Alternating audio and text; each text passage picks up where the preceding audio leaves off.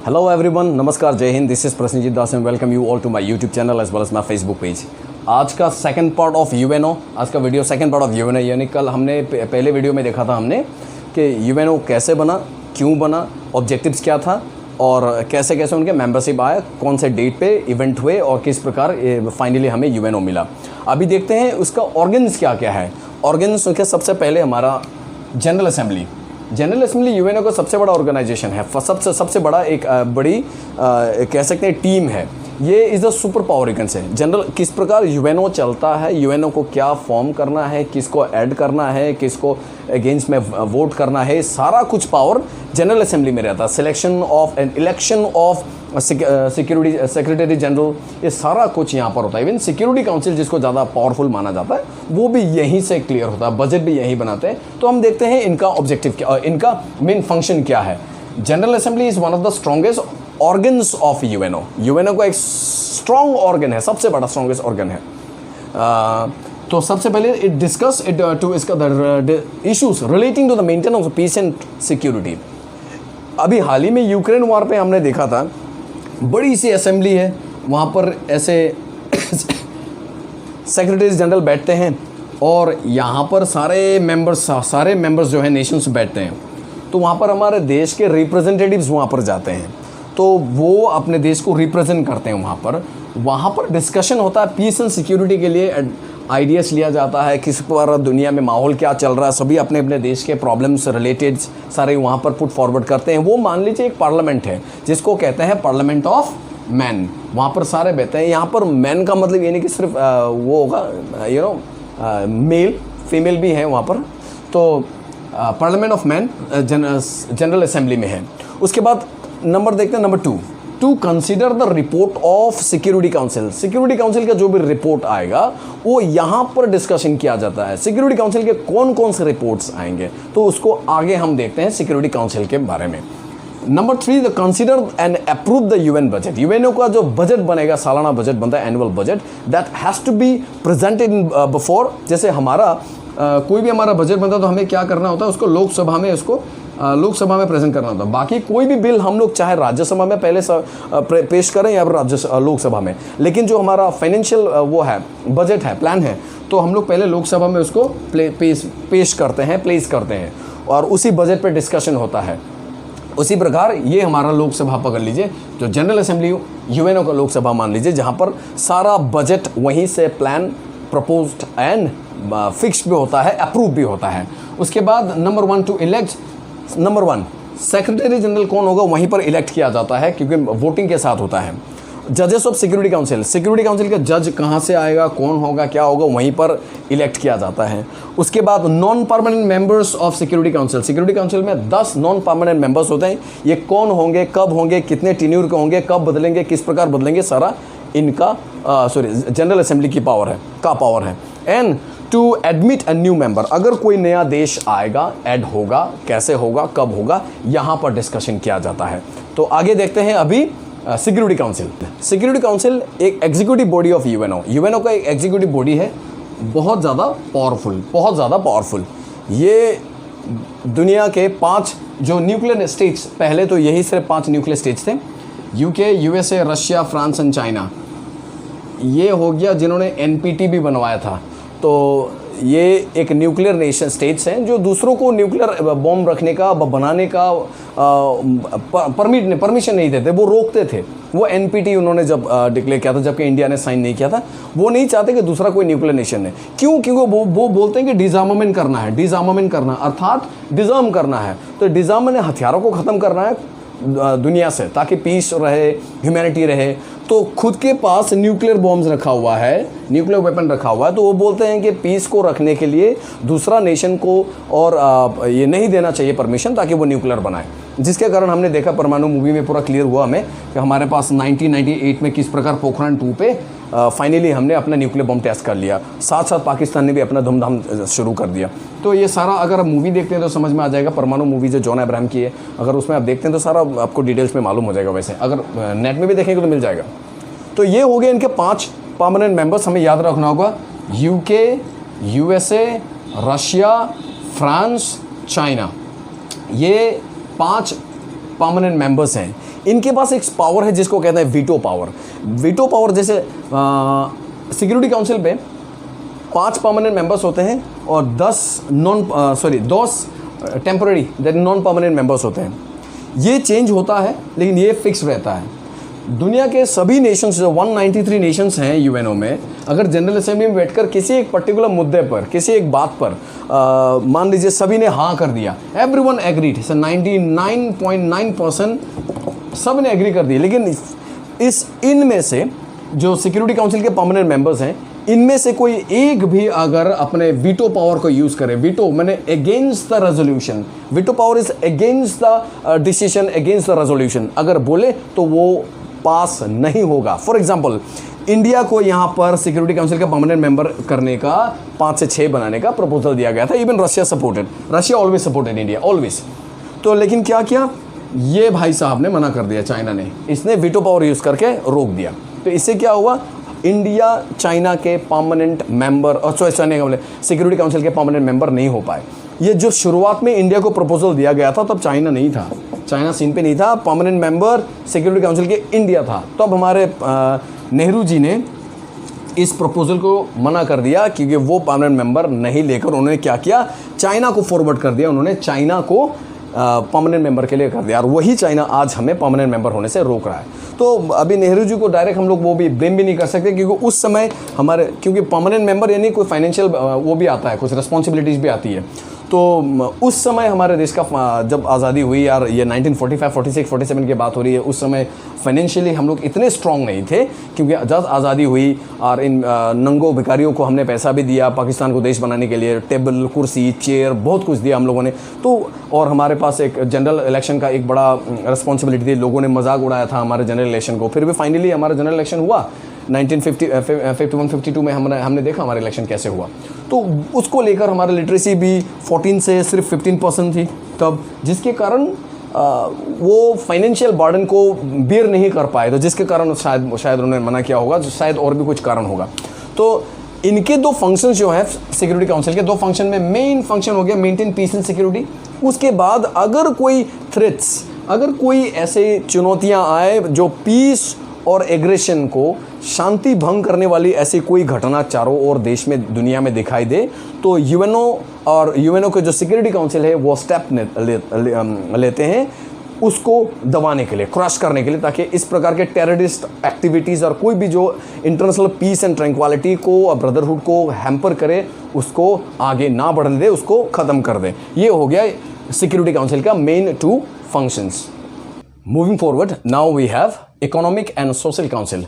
Economic and social council, इसका objective क्या है देख लीजिए, फंक्शंस क्या है, नॉट ऑब्जेक्टिव, फंक्शंस क्या है। To study the international economic, social, cultural, educational, health related matters. विश्व भर में अर्थनीति रिलेटेड, समाज रिलेटेड, संस्कृति रिलेटेड, शिक्षा रिलेटेड और स्वास्थ्य रिलेटेड कोई भी इश्यूज़ हों, इन जो इंटरनेशनल इश्यूज़ हों, जैसे कि अभी हमारा रिसेंटली कोरोना वाला जो गया, इस प्रकार के जितने महामारियां हैं, जैसे कि पेंडेमिक हो, उसका एपिडेमिक्स हो, इन पे इनका नज़र रखना। उसके बाद इकोनॉमिक अवस्था, एक दूसरे का कोऑपरेशन, सपोज एक इकोनॉमिकली कोई देश बहुत ज़्यादा झुक रहा है तो उसको किस प्रकार कोऑपरेट करें बाकी नेशंस मिलकर।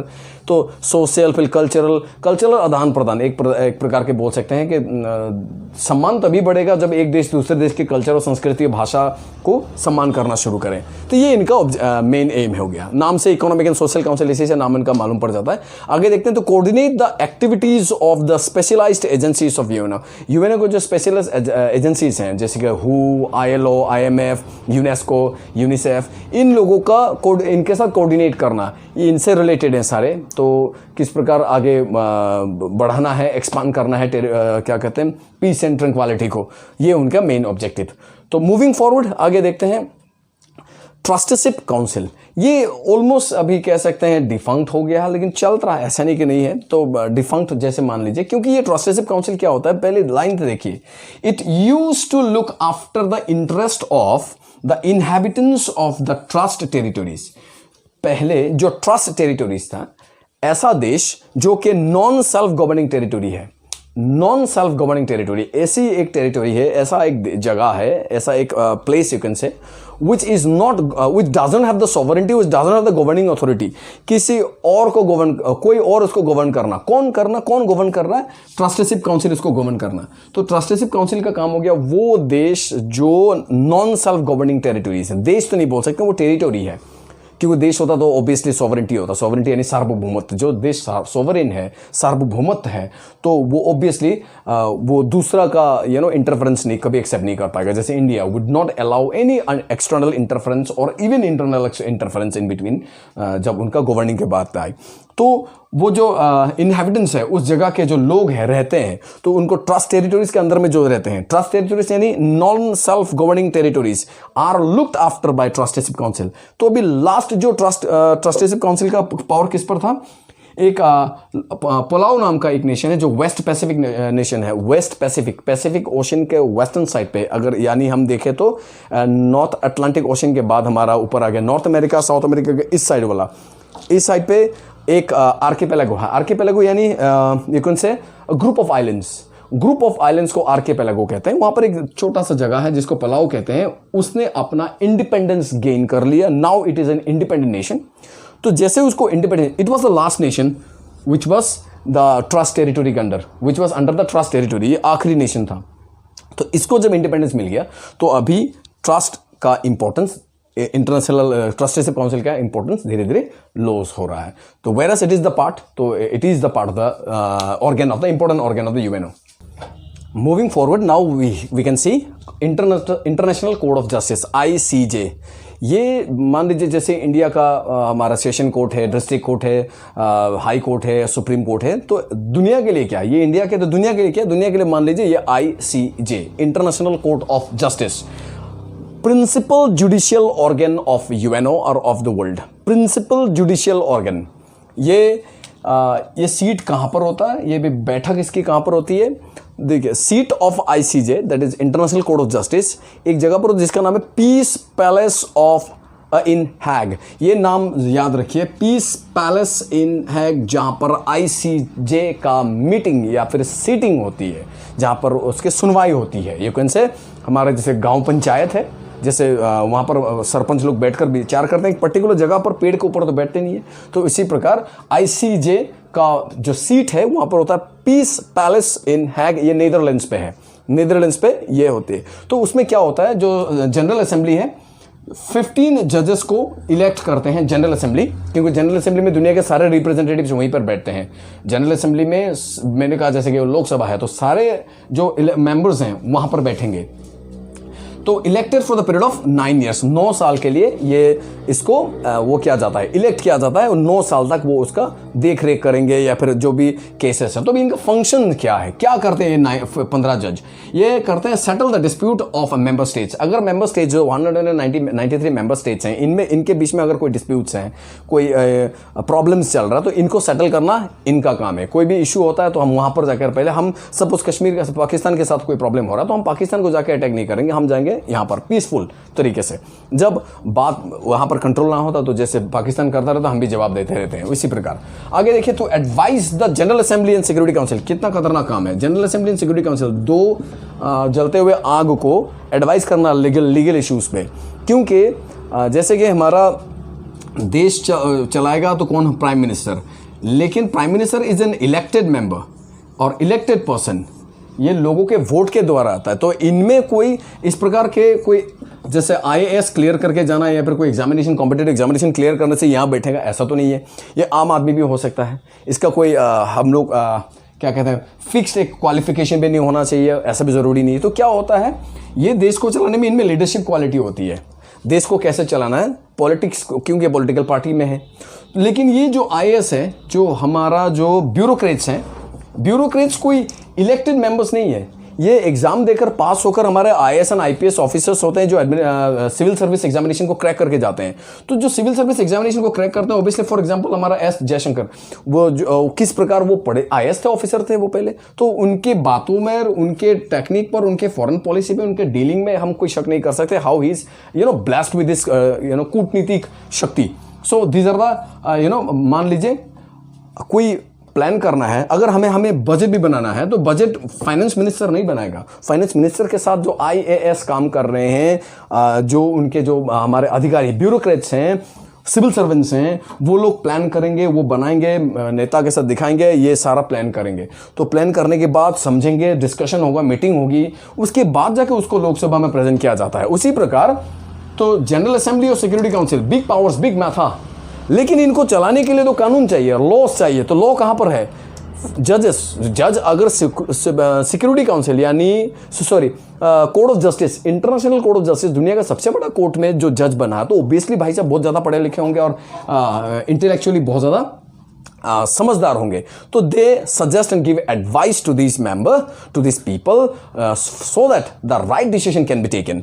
मूविंग फॉरवर्ड, सेक्रेटेरिएट क्या है? सेक्रेटेरिएट मान लीजिए UNO is a powerful organisation, उसका सबसे बड़ा पावरफुल हेड कौन है? Secretary general. अभी हमारा प्रेजेंटली सेक्रेटरी जनरल कौन है? Antonio Guterres. तो एंटोनियो गटर्स का जो ऑफिस है, headed by the secretary general, उन्हीं का वो ऑफिस है, वो वही वहाँ पर हेड करके वहीं पर बैठते हैं, वहीं से संचालन करते हैं, वहीं से सारा ऑर्डर्स आता है। हाँ, लेकिन वो इंडिविजुअल नहीं लेते हैं क्योंकि वो डेमोक्रेटिक प्रोसेस से चलता है। तो chief executive officer of UNO, जो सेक्रेटरी जनरल है, वो chief executive officer of UNO, यहाँ से वो संचालन करते हैं। लेकिन क्योंकि एक डेमोक्रेटिक बॉडी है, तो डिसीजन लेने से पहले इलेक्ट होता है, ना कि सिलेक्ट होता है। और इलेक्ट होता है जनरल असेंबली में, हर प्रकार का डिसीजन जनरल असेंबली में लिया जाता है, बिकॉज ये वो प्रोसेस है, डेमोक्रेटिक प्रोसेस है। बट यहाँ पर एक कमी इनमें है, UNO में भी एक ज़बरदस्त वीकनेस है, बहुत सारे वीकनेस में से एक सबसे बड़ी वीकनेस है। अगर ये डेमोक्रेटिक प्रोसेस है, तो वीटो पावर क्या है?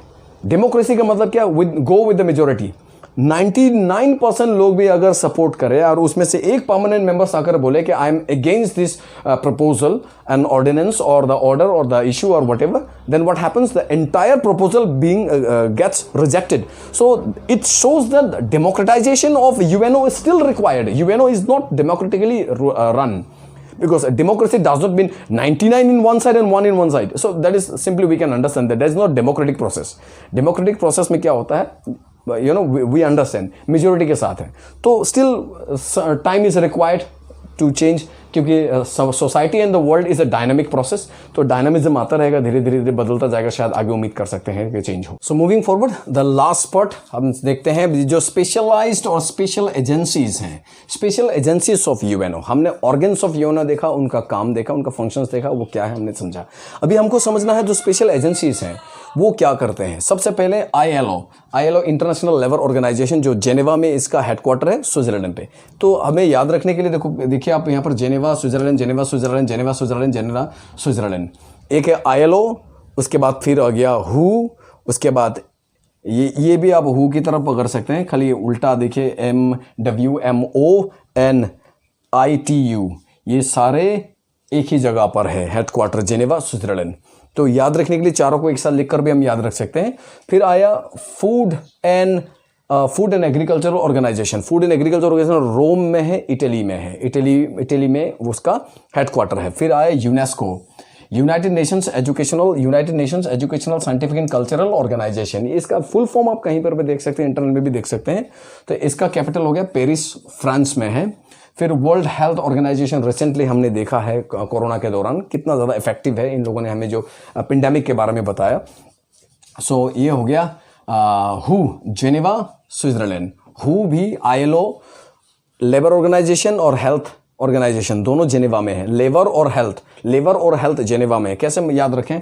लेबर का हेल्थ अच्छा होना चाहिए, क्योंकि लेबरर जो होते हैं, लेबर यानी मेहनत, और हेल्थ तो मालूम है, मेहनत और हेल्थ दोनों साथ में है। कहाँ पर है? स्विट्जरलैंड में है। स्विट्जरलैंड इतना सुंदर जगह, तो याद रखने के लिए हेल्थ और लेबर, मेहनत और हेल्थ दोनों स्विट्जरलैंड में है। याद रखने का एक प्रोसेस है। और आगे देखते हैं, यूनेस्को हमने देखा पेरिस में है, IMF इंटरनेशनल मॉनेटरी फंड और वर्ल्ड बैंक वाशिंगटन USA में है, वाशिंगटन में है ये USA में। तो असली काम ही तो वहीं पर रह गया USA में, तो ज़्यादा पावर तो उनके पास हो गई। तो IMO इंटरनेशनल मैरीटाइम ऑर्गेनाइजेशन, तो लंदन UK में है मैरीटाइम ऑर्गेनाइजेशन। उसके बाद वर्ल्ड मीटेरोलॉजिकल ऑर्गेनाइजेशन वो हो गया जेनेवा स्विट्जरलैंड में है। यानी जेनेवा में पहले आ गया लेबर, फिर आया हेल्थ, फिर मीटेरोलॉजिकल ऑर्गेनाइजेशन भी वहीं पर है। उसके बाद telecommunication, international telecommunication union, international telecommunication union, वो भी जेनेवा स्विट्ज़रलैंड में है, टेलीकम्युनिकेशन यूनियन। तो याद रखने के लिए जेनेवा में कौन कौन से हैं, जेनेवा में स्विट्ज़रलैंड में कौन कौन से हैं, लेबर, मेहनत, health, meteorological organisation and telecommunication organisation, ये चारों। LH लेफ्ट हैंड साइड, और पता नहीं MT से मोहन तेंदुलकर जो भी है, MT से, ये सारे के सारे 4 जेनेवा स्विट्जरलैंड में हैं। और बाकी we can see UNESCO Paris France, और उसके बाद हु हमने देखा है रोम में है, FAO food and agriculture organisation. So here we have come to an end of the second part of UNO। I hope you people have liked and understood. अगर आपके पास कोई क्वेश्चन है ज़रूर कमेंट कीजिए, and if you like then do share. Thank you very much, have a great day.